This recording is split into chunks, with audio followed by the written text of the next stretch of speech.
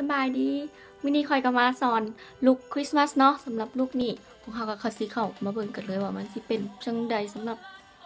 2014อุณหภูมินี่ถึงแม้ว่าข้างนอกมันสิแบบว่า5 องศา3 องศาก็ตามเนาะเขาก็สามารถที่แบบว่าแต่งให้มันร้อนแห้งได้เนาะเพราะว่าลุคคริสต์มาสมันก็ต้องเป็นแบบสีแดงแล้วก็ปากแดงแล้วก็กลิตเตอร์เนาะสิแบบมีแบบพวกแบบเป็นกลิตเตอร์นั่นนี่น้อยนึง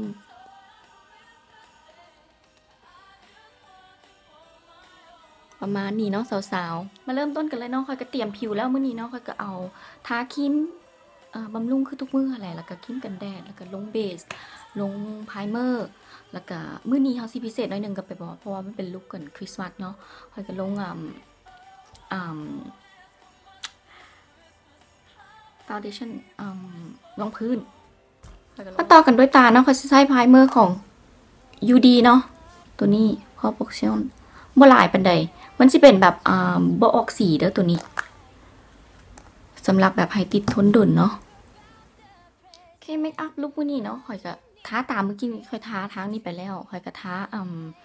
มาสคาร่าแล้วแต่ว่ายังบ่ทันได้ติดข่อยสิมาใช้พาเลตนี้เนาะของ Sephora เฮาสิเริ่มต้นด้วยสีสีอยากออกเนื้อนูดน้อยนึงสีอยากออกแบบ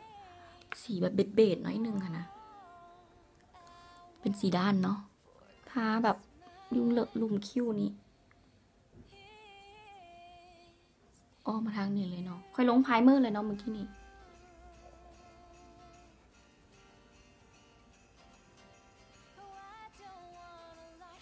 ต่อด้วยมาสีข้างๆเลยเป็นสีแบบ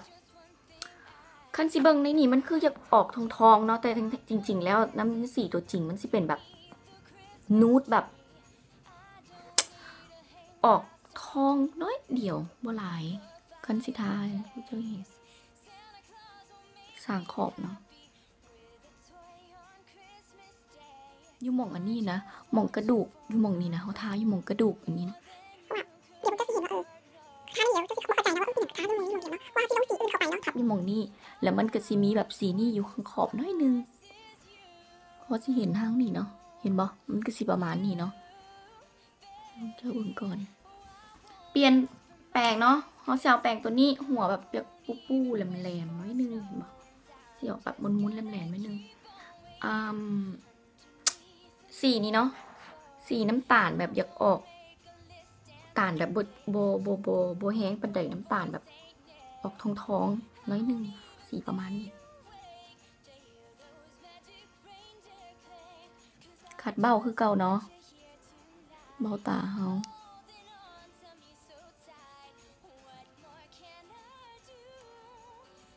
ตามเคยตามสเต็ปแอบแทรกว่าเฮามีเบ้าตาคือพวกฝรั่งเบ้าใหญ่ๆคือพวกแขกเนาะสะอ่อนเด้เป็นอย่างเขาคือแบบมีแบบเป็นขอบตาคักเฮาเป็นอย่างคือบ่มีคือเขาดังกระแมบตากระโบใหญ่ขอบตากระโบมีเสียวได้ประมาณนี้เนาะสาว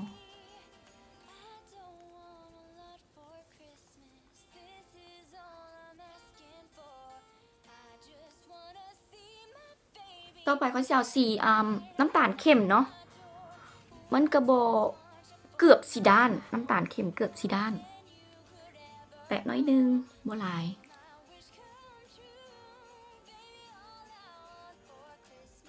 move ตัวนี้เฮาเฮ็ด move sandwich eye ได้เนาะ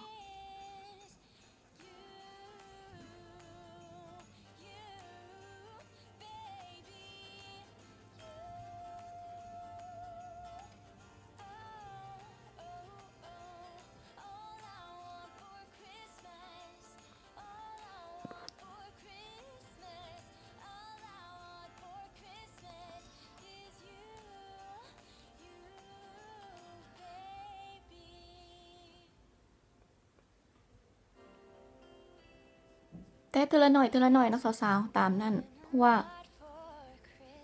จังนั้นมันสิหลายโพดแล้วมันสิแก้ยากคันบ่พอแล้วเฮาตื่มตามนั้นเนาะข้อยก็เคยบอกหลายเทื่อละ ก็คลิปที่ว่าค่อยเฮ็ดดนบางอันนะค่อยก็อธิบายไปนำเนาะคือที่แบบว่าให้บางคนที่แบบว่าที่เขาแบบแต่งหน้าบ่เป็นเนาะคนลาวเฮาบางคนเขาก็แต่งหน้าบ่เป็นเขาก็อยากเบิ่งอยากรู้ให้รายละเอียดเนาะบางคนที่แบบแต่งเป็นแล้วก็ว่าเอาไปยังคือเฮ็ดดนแท้ข่อยก็จักสิเฮ็ดแนวใดเลยเนาะบางคลิปก็อาจสิเฮ็ดแบบเล็งๆให้ไว้แล้วบางคลิปก็สิเฮ็ดแบบดนๆน้อยนึงเนาะเอาเอาใจสาวๆบางคนที่เขาแบบบ่เข้าใจนะว่าแต่งแนวใดก็ให้เขาเบิ่งไปนำแล้วก็ค่อยก็อธิบายไปนำเนาะส่วนผู้ใดที่ว่าเข้าใจแล้วก็รีวิวไปก็ได้บ่เป็นหยังเนาะต่อไปเขาสิเอาสีน้ำตาลเข้มเนาะมันก็บ่เกือบสิด้านน้ำตาลเข้มเกือบสิด้านแตะน้อยนึงบ่หลาย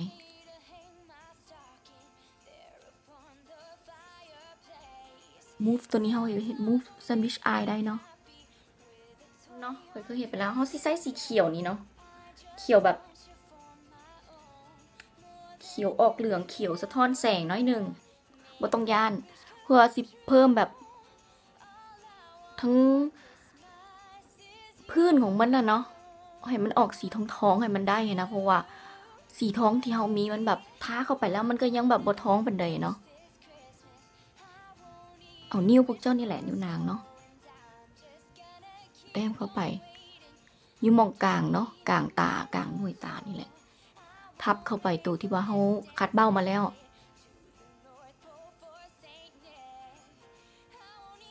สิออกมาได้ประมาณนี้เนาะสีเขียวๆประมาณนี้เนาะสาวๆแล้วเฮาสิเอาสี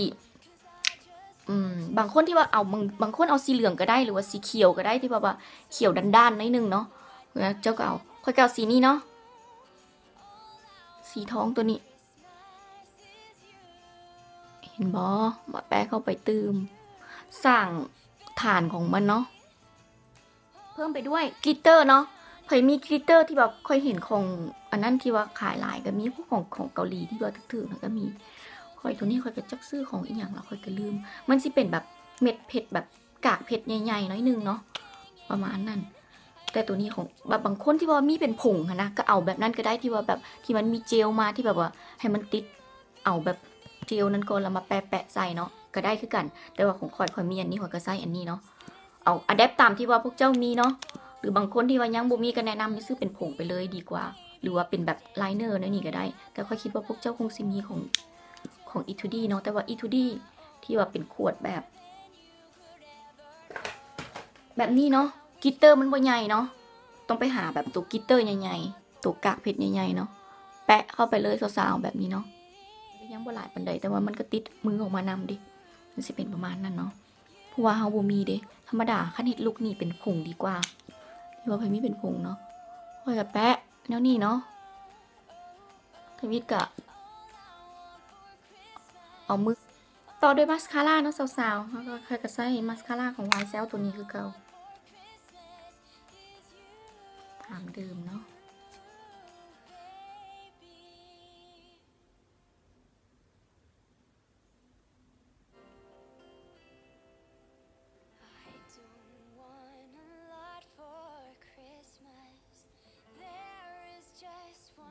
ค่อยใส่คือเก่าเนาะคอนซีลเลอร์ตัวนี้ปาดเข้าไปเลยหลายๆหมองสาวๆแต่ว่าคอนซีลเลอร์ตัวนี้มันก็ปกปิดได้ดีเลยล่ะมันก็ถือว่า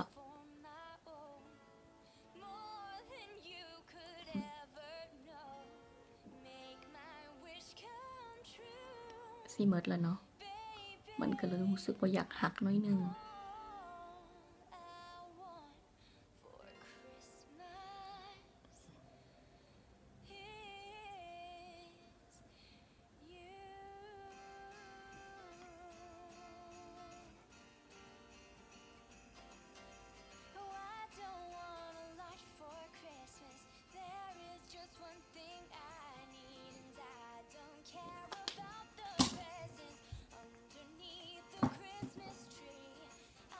ใส่แป้งที่สำหรับแบบพวกแปะๆน้อยนึงสำหรับพวกคอนรองพื้นเนาะรองพื้น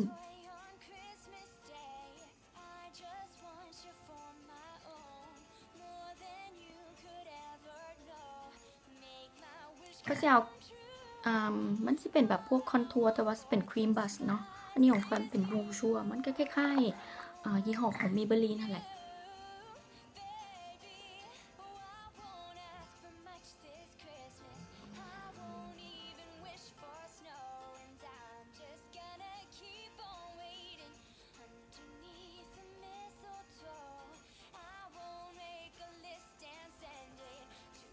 เอามือเกลี่ยๆออกก็ได้เลิศสีงามเนาะให้หน้าเขาแบบว่ามีเซตติ้งขึ้นมาเติมเนาะคนทัวหน้าเขาแบบให้มันเบิ่งคมๆให้มันเบิ่งคือแบบว่าหลายพูดแล้ว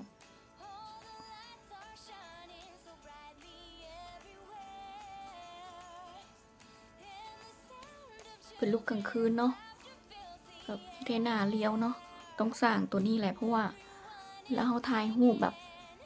สิไปเอียงตลอดมันก็บ่แม่นเนาะแบบท่าใดกันเดี๋ยวนี้ท่าใดกันเดี๋ยวนี้เพราะว่าหน้าเขาบานมันก็บ่ได้เนาะหน้าค่อยมันก็เบิ่งคือเลี้ยวขึ้นน้อยนึงเนาะ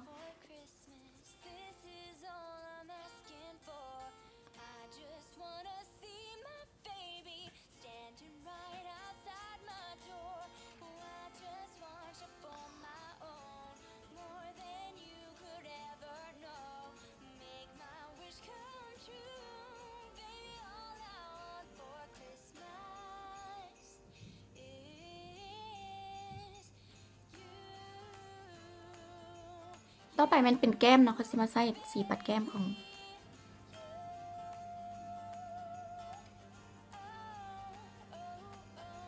แม็กเนาะน้อยนึงสีมันก็สิออกส้มต้องหลายเนาะคุณบอกว่าลูกนี้ข่อยก็ยังไม่ได้ทาแป้งเลยเนาะบ่มักปานใด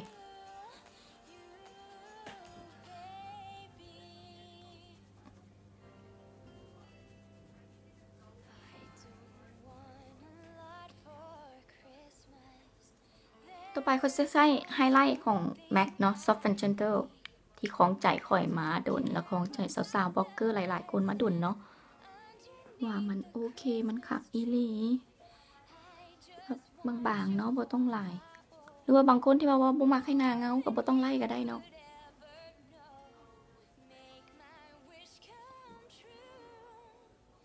ถ้าสมมุติว่าผู้ใดอยากให้หน้าว่าเด่นออกมาแต่ไกลเนาะก็ได้เลย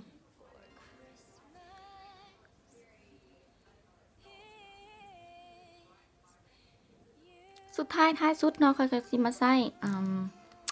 ลิปสติกของเซฟอร่าเนาะเบอร์12จะเขียนขอบปากก่อนเพราะว่ายานมันเลิกออกมาข้างนอกลิปตัวนี้มันเป็นลิปที่บอกว่าติดทนนานเนาะแป๊ดๆนะแล้วมีอีกอย่างหนึ่งที่ว่าค่อยลืมไปเขียนขอบตาล่างลืมไปแล้วเด็กหาก็มาเห็น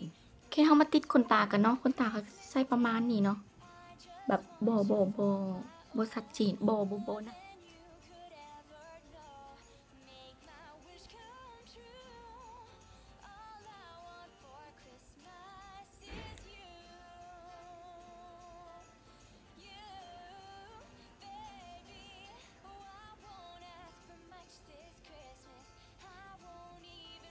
พยายามติดให้มันแบบอยู่ติดโคนสุดๆเลยเนาะโคนขนตา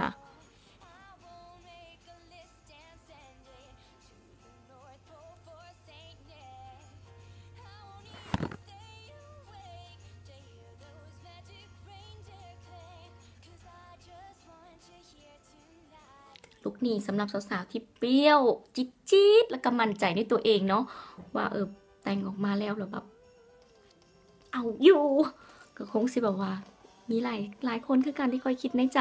คงสิแบบอยากแต่งแนวนี้เนาะแต่ค่อยก็มีอีกลูกนึงเชิญไปติดตามได้เลยลูกต่อไปคือว่าค่อยสิเฮ็ดสำหรับสาวๆที่ว่าบ่มักแบบแต่งจัดเนาะสำหรับสาวๆที่แบบออกลูกหวานๆแต่ว่าชิคน้อยนึงอยากแบบ